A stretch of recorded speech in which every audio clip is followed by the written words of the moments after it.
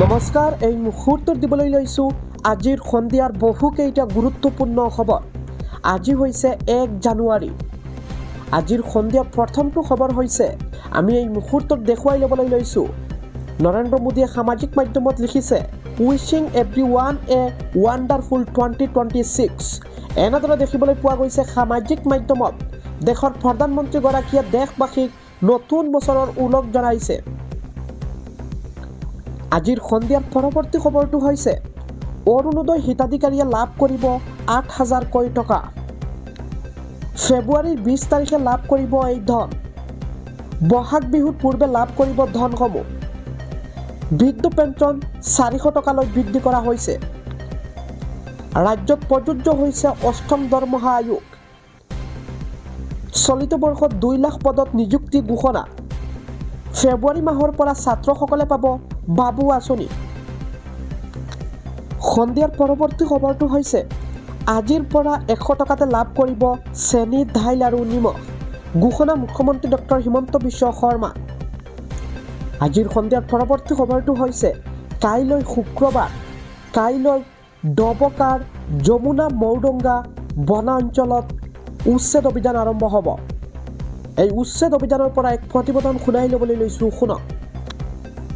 নমস্কাৰ, মিডিল অসমলৈ স্বাগতম জনাইছোঁ আৰু মই জাকাৰিয়া আলম।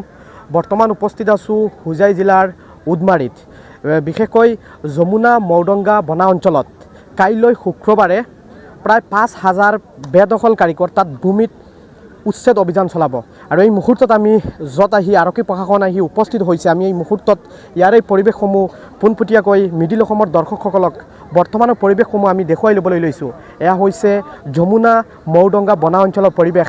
ইতিমধ্যে দেখিবলৈ পোৱা গৈছে বৃহৎ আৰক্ষীৰ দল মোতায়েন কৰা হৈছে আৰু ইয়াৰে পৰিৱেশসমূহ আমি কেৱল মাত্ৰ মিডিল অসমৰ দৰ্শকসকলক পোনপটীয়াকৈ দেখুৱাই ল'বলৈ লৈছোঁ। এয়া হৈছে হোজাই জিলাৰ ডবকাৰ পৰা 6-7 কিলোমিটাৰ নিলগত যিখন নেকি যমুনা মৌডঙ্গা বনা অঞ্চল কোৱা হয়, সেই বনা অঞ্চলত প্ৰায় 5,000 ভূমিত উচ্ছেদ অভিযান চলাব কাইলৈ শুক্ৰবাৰে 2 জানুৱাৰী তাৰিখে।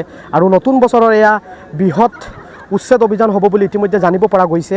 আৰু এই মুহূৰ্তত আমি বৰ্তমানৰ পৰিৱেশসমূহ দেখুৱাই ল'বলৈ লৈছোঁ। ইয়াতে আৰক্ষী মোতায়েন কৰা হৈছে।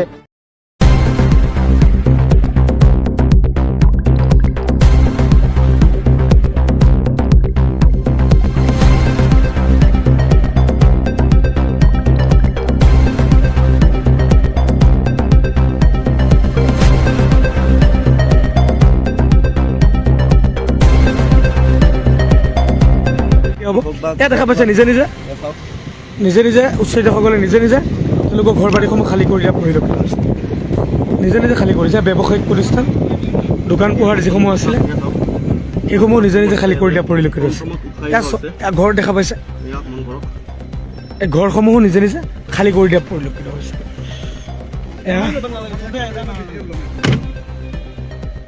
ইয়াত যমুনা সংৰক্ষিত বনাঞ্চলৰ বিজি আৰু ভূমিত থকা লোকসকলৰ দৃশ্যাংশ আমি পোনপটীয়া সম্প্ৰচাৰ লাইভত আছোঁ।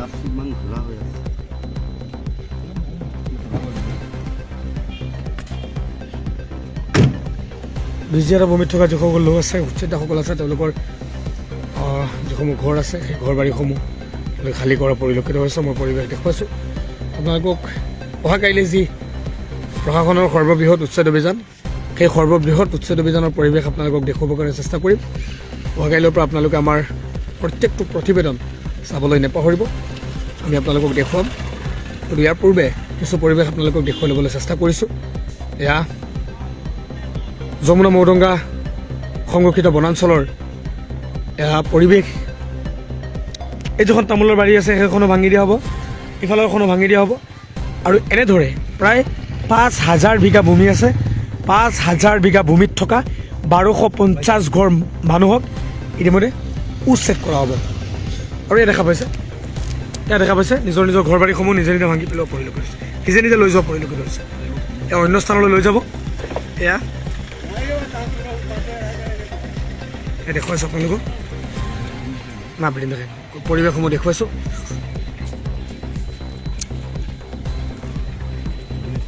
প্ৰশাসন সম্পূৰ্ণৰূপে সাজু। প্ৰশাসন সম্পূৰ্ণৰূপে সাজু হৈছে সৰ্ববৃহৎ উচ্ছেদ অভিযান চলাবৰ কাৰণে। প্ৰশাসন সাজু হৈছে এই মুহূৰ্তত আপোনালোকক আমি দেখুৱাইছোঁ।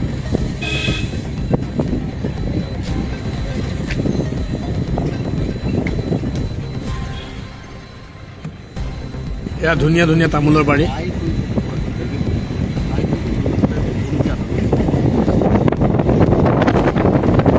ইফালে চাইছে ইফালে কেৱল মাত্ৰ সম্পদ আৰু সম্পদ, আৰু সেইসমূহ নিজে নিজে যিহেতুকে তেওঁলোকে চৰকাৰী ভূমিত আছিলে, তেওঁলোকে নিজে নিজে গম পাইছিলে, আৰু সেই চৰকাৰী ভূমিসমূহ তেওঁলোকে নিজে নিজে ভাঙি তেওঁলোক অন্য স্থানলৈ গুচি যোৱা পৰিলক্ষিত হৈছে। আমি আপোনালোকক দেখুৱাইছোঁ পৰিৱেশ।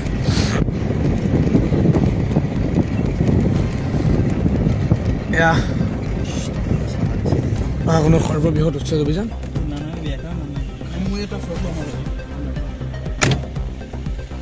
এই যিখন তামোলৰ বাৰী, সেই তামোলৰ বাৰীখনো অহা কাইলৈৰ পাছত আপোনালোকে আৰু দেখা নাপাব।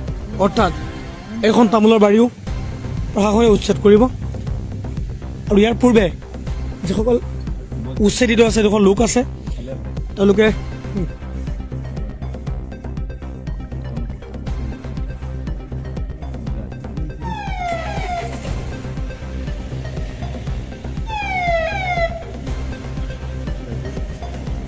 এয়া প্ৰশাসনৰ লোক।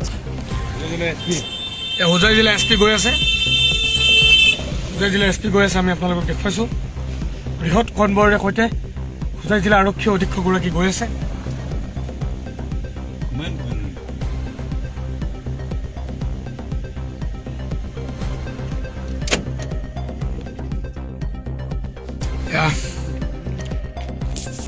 যমুনা মৌডঙ্গা সংৰক্ষিত বনাঞ্চলৰ কিছু পৰিৱেশ আপোনালোকক দেখুৱাইছোঁ।